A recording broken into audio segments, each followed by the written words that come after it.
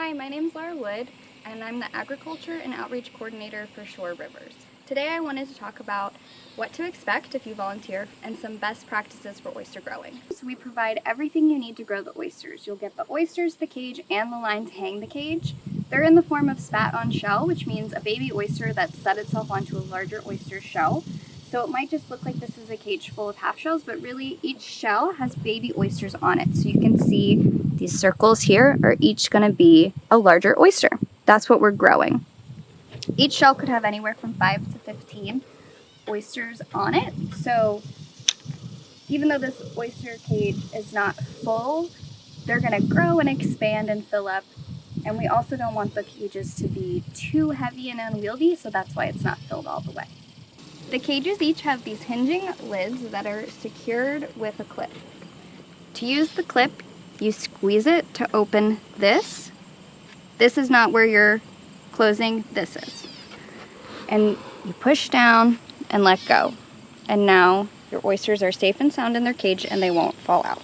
Next step is going to be hanging your cage, and you want to make sure you hang it so that it's up off the bottom, but still totally submerged under the water line at low tide. A good way to make sure that you're hanging your cage where you want it, up off the bottom but totally submerged, is to go ahead and drop it in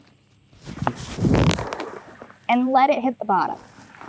If you have a lot of water depth on your dock, this won't be an issue and it'll be easy to get it below the surface and not worry about the bottom. But if you're somewhere shallow enough, let it hit the bottom and then pull it up so that you know it's up out of the mud, but it's still totally submerged. Then you're going to tie it off. I'm doing it on this rail, but you might have a piling or a cleat, so do whatever works for you. And you can use whatever knot as long as it's secure and you can untie it. I'm going to do a bowling.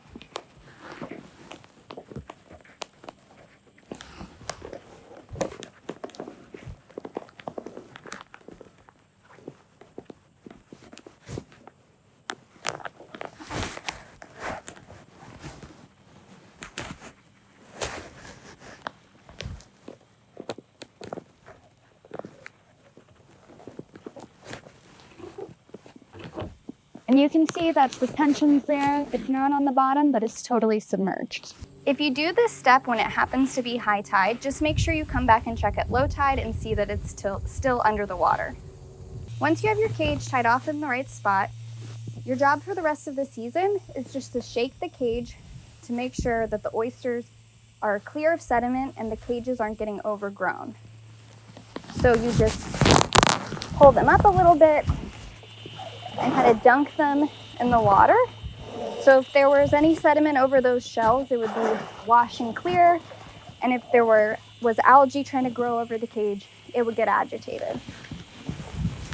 How often you need to shake your cage is going to depend on where you are. If you're somewhere where it's a little shallower, you have a muddy bottom, you might have to shake more often, like once a week. And if you're somewhere deeper, sandier bottom with a stronger current and tidal flow, you might not have to do it quite as often. In general, you're going to do it more when it's warmer out and less when it's cooler out. So that's pretty much all you have to do for this season. The oysters will be happy here through the winter, and come spring, we'll plant them on the oyster sanctuary.